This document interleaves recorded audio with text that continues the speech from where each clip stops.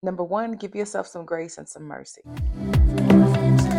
Beyond the limit of a man, limit of a mind, limit of a heart. Hello there, and welcome back to my channel. My name is April K.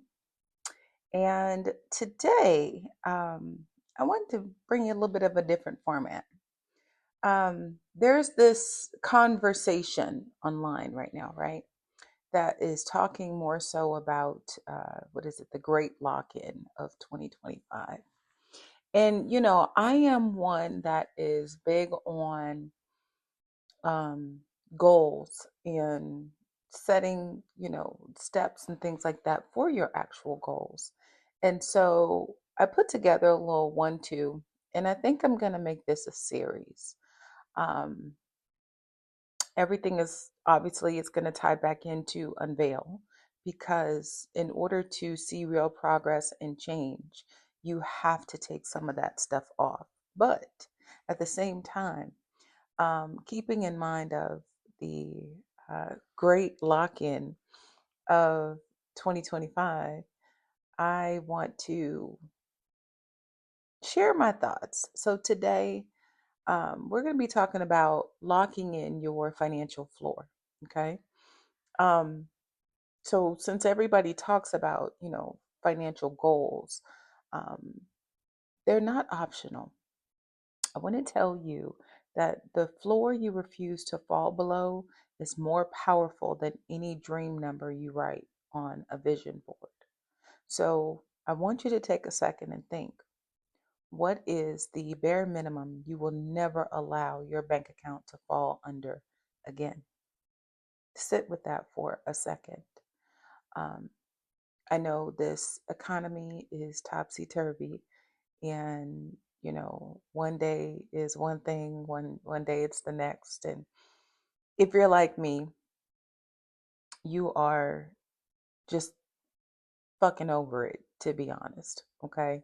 So, but bringing it back to that financial floor, you still have to move forward and decide what you're going to do, what that goal is going to be, what that number is going to actually look like. So please know that this is not about, your ceiling or dream income. This is like bare bones minimum. What is the baseline that represents your dignity, your stability, and your non-negotiables?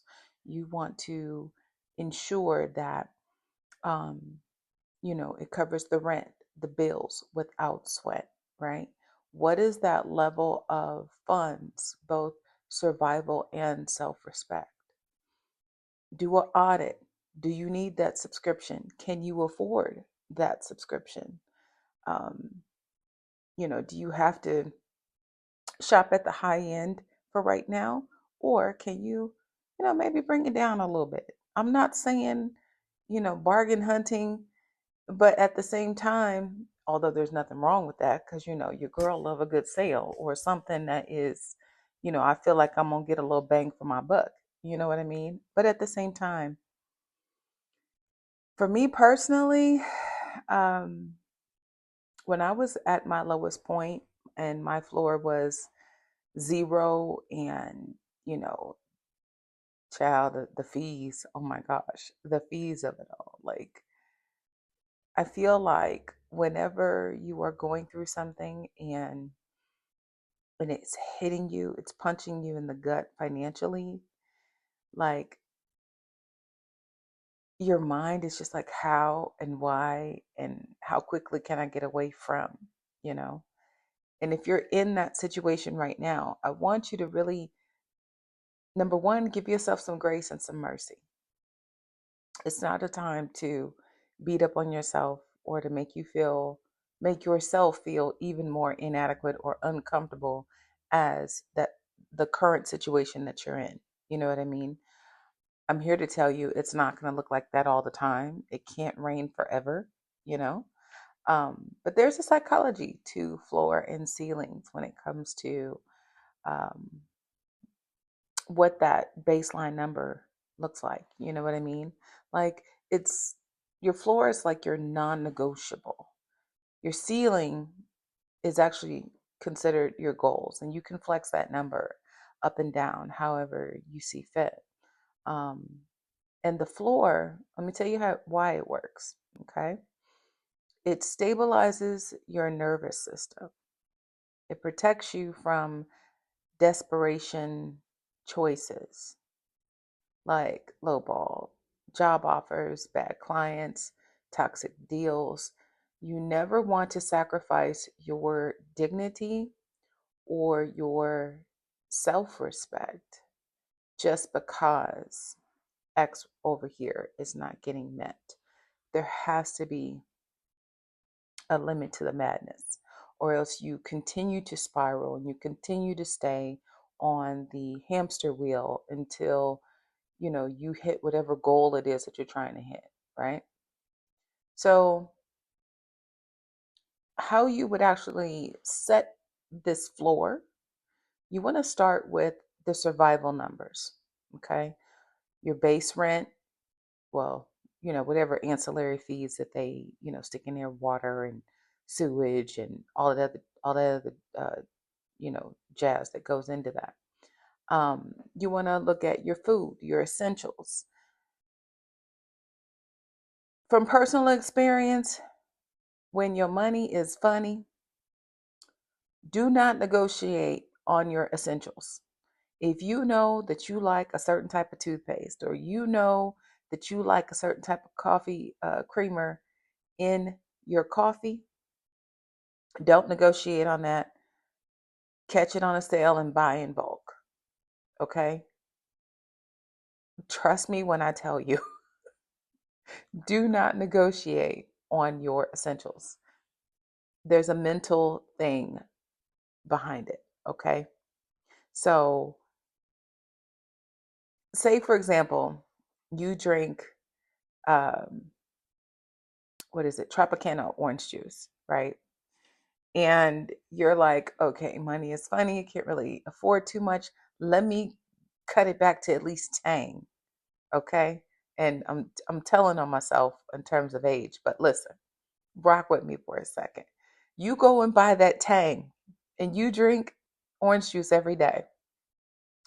And that Tang don't taste like Tropicana. It's not the orange juice pulp that you are used to drinking, right? Not only do you piss yourself off, but it completely turns you from what it is, that the little bit of happy, and then it causes you to spiral.